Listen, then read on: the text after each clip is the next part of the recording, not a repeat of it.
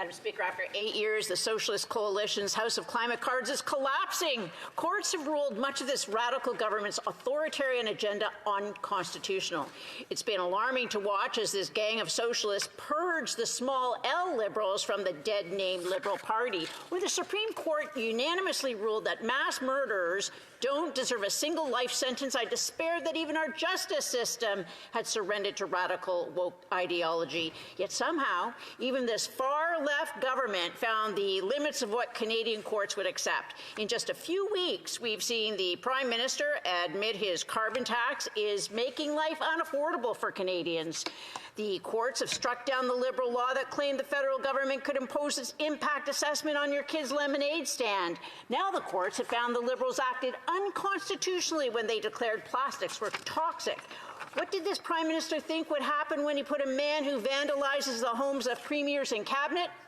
The Roman emperors famously hired the Vandals to provide security to the empire, only to have the eternal capital of Rome sacked. Our own self-styled Caesar thought he could bring the radical climate activists into his liberal empire, only to have them lay siege to our Constitution.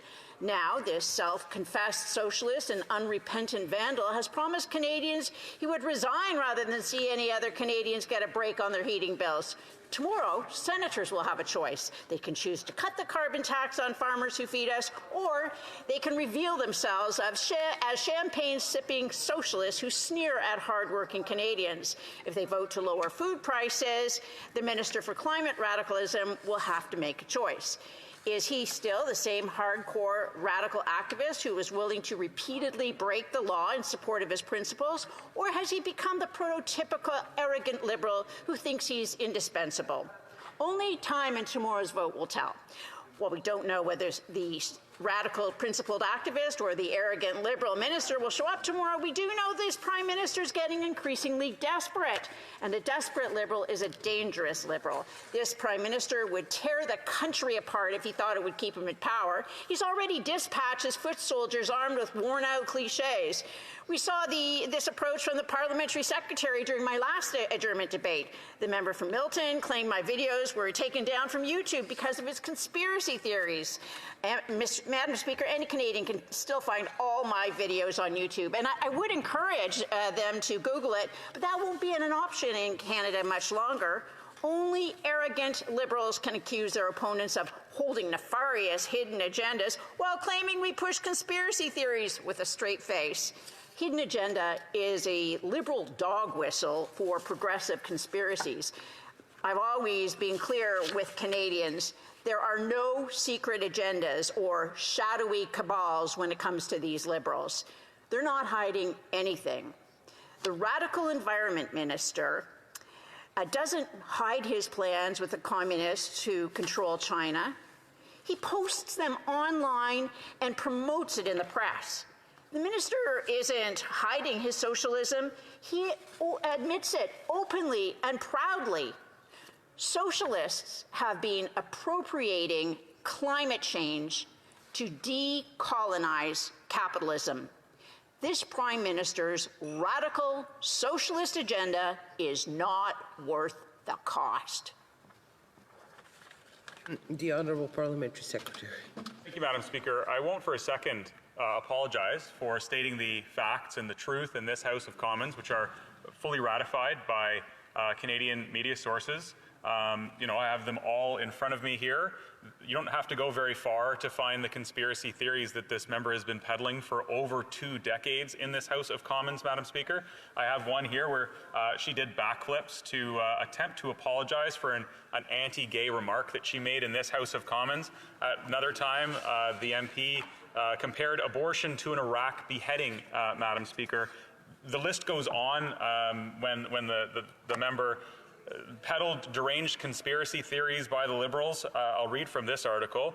When that Conservative MP was promoting the deranged conspiracy theories akin to those promulgated by supporters of U.S. President Donald Trump in the video, the member said that Liberals have become radicals who want all illicit drugs to be legal and to normalize sexual activity with children, Madam Speaker. This is not something that I'm making up. This is in, as the member would describe it, the mainstream media, which, as she said, is I guess her enemy. But in fact, our media is so important to the discourse of the Canadian dialogue and making sure that Canadians have access to good information. When she's compared us to cultural Marxists that have taken over every university administration, we're trying to silence free speech on campuses, couldn't be more farther from the truth, Madam Speaker. She also said that it's been this great reset, which is she's propagated false narratives and conspiracy theories and misinformation on her much beloved YouTube channel about the elites trying to pursue a great reset through a Green New Deal.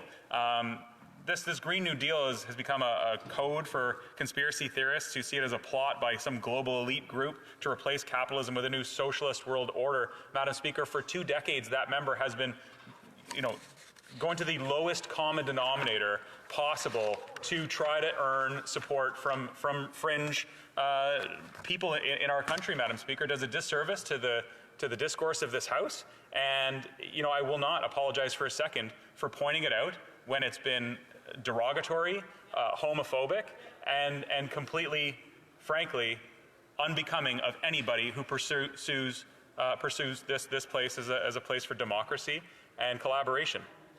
But to the question, Madam Speaker, low and middle income households in Canada are struggling financially right now, and we are here to support them as we have been since we got elected. The poverty rate in Canada was upwards of 15% in this country in 2015. Canadians were struggling like they had never seen before with rising inequality and stagnant growth under 10 years of Stephen Harper. And since then, we have been there every step of the way through programs like an enhanced old age security and the Canada Child Benefit, by bringing programs forward like childcare and dental for low and middle income Canadians, Madam Speaker. We do believe in meeting the moment and making sure that low and middle income Canadians have the services and the supports that they need in order to succeed.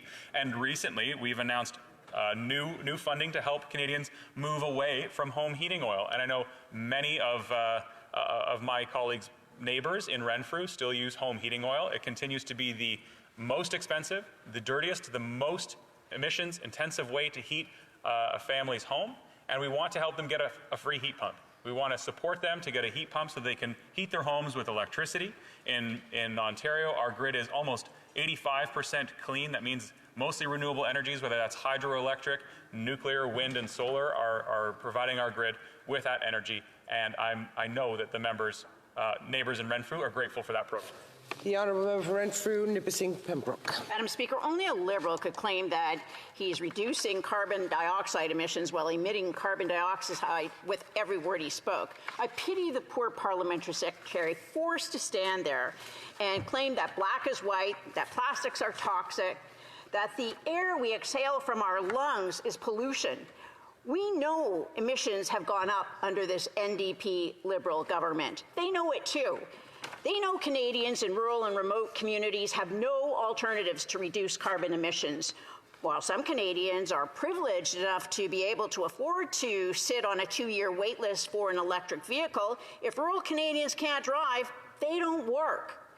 If they can't purchase a car because of a Soviet-style sales quota, they have no way of getting to the doctor's office. The price of climate socialism is unaffordable, and this Prime Minister is not worth the cost. The honourable parliamentary secretary. Thank you, Madam Speaker. This Trump-style